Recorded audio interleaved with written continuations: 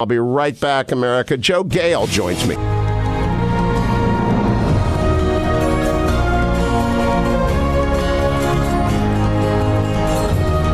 Welcome back, America. It's Hugh Hewitt in the ReliefFactor.com studio, West Coast. I rarely do local politics, very rarely. However, I've got a huge audience in Philadelphia on WNTP listening every day at 990.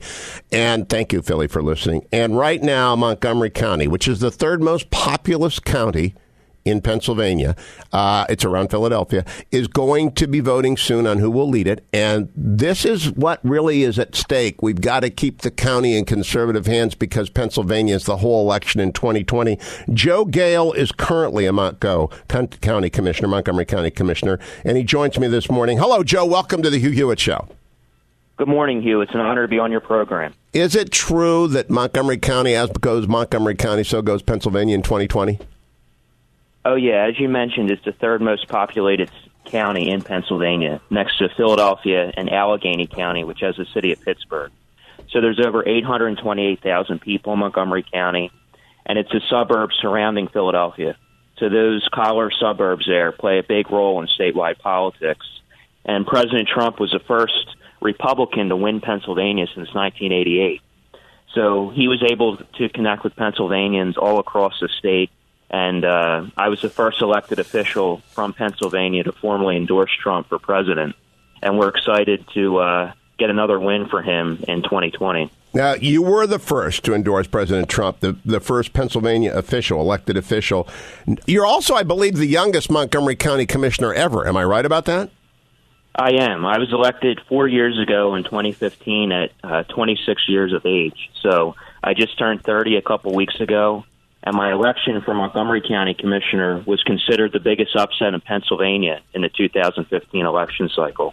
I beat the entire establishment. I ran unendorsed by the Republican Party in the primary, and I beat the party establishment, went on to win the general election without the support of either party. And it was really a reflection of what Trump tapped into. People are fed up with the status quo. They're tired of the good old boy party bosses handpicking candidates based on who's going to be the best puppet on a string. I came in and I blew the whole system up. I never held office prior to this, and now I hold the highest elected office in the third most populated county in Pennsylvania.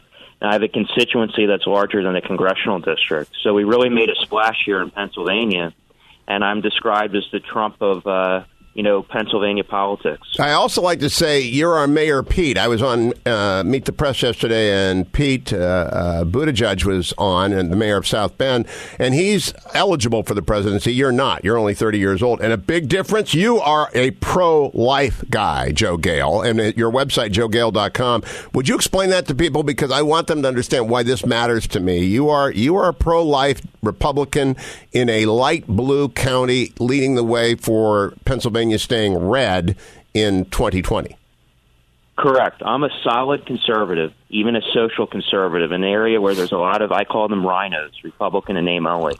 So I stand out as a conservative voice for people not only in the Philadelphia region of Pennsylvania, but all across the state of Pennsylvania. And I ran on the pro-life issue when my county Republican committee endorsed a former board member of Planned Parenthood. Can you believe that, Hugh? No, I can't. Republican Party endorsing a board member of Planned Parenthood.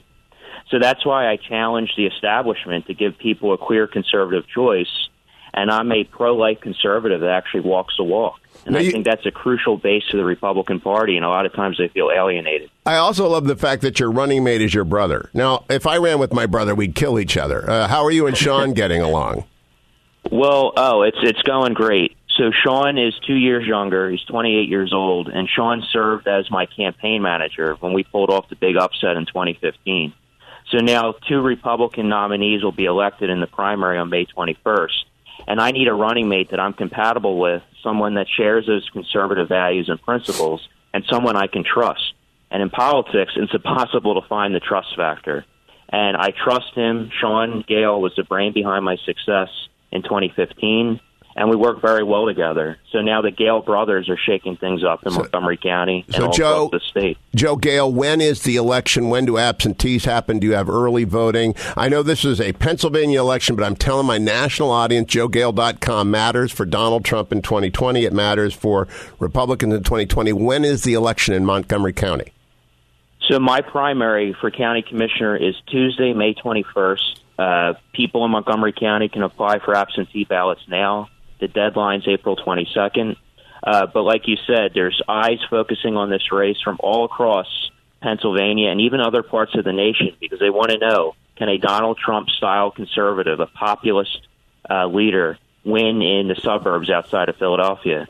And we have a very unique opportunity to do this here in Pennsylvania. So I encourage the listeners to visit GaleBrothers.com or VoteGale.com. It's very exciting what we're seeing here.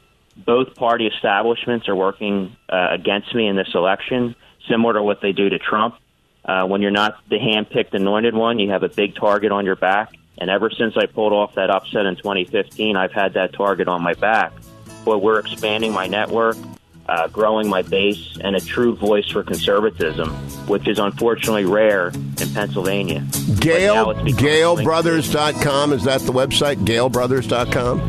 Yep, it's GALE. GALE Brothers.com. And I'll tell you, you can follow him at Joe Gale PA as well on Twitter. Joe, thanks for joining me. I love a little local politics and a national show. Back to breaking news, America, when hour number 3 of the Hugh Hewitt Show continues. Thank you, Joe Gale. Stay tuned.